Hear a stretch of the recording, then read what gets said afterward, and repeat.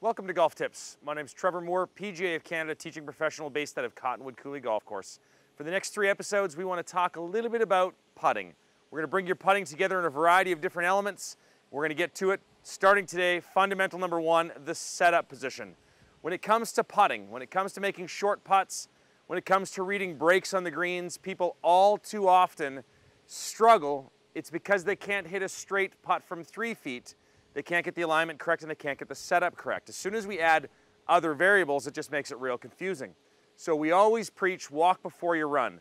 When you practice, spend a ton of time setting up a workspace and rolling 3 or 4 foot putts, but make sure, A, they are completely straight and preferably slightly uphill.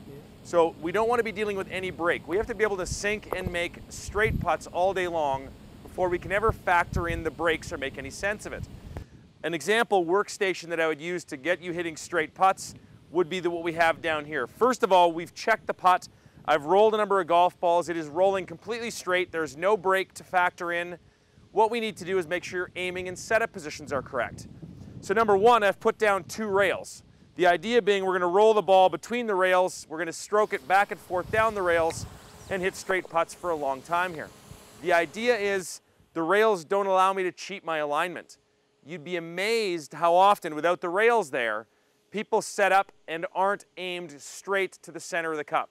Now the putting stroke has a whole bunch of compensations that are needed to try to get the ball back online. And we want to eliminate the need for compensations.